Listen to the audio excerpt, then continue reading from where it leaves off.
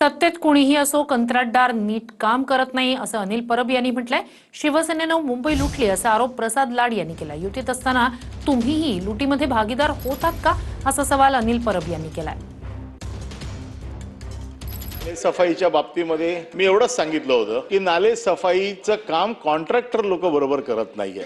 कोण तिथे बसलंय, शिवसेना बसली आहे का भारतीय जनता पक्ष बसली आहे हे महत्वाचं नाहीये।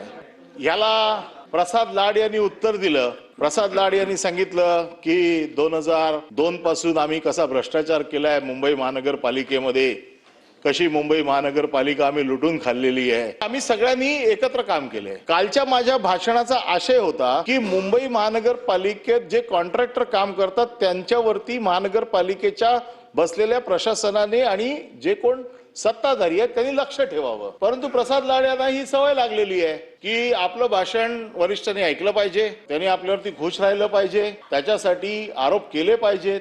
आरोप जर नाही केले तर आपलं दुकान बंद होईल। तुमचा आरोप जर आम्ही खरा मानला की आम्ही लुटून खाल्ली तर याच्यात तुम्ही आमचे भागीदार होतात का? नव्हतात? मग का मंजूर करायला दिला?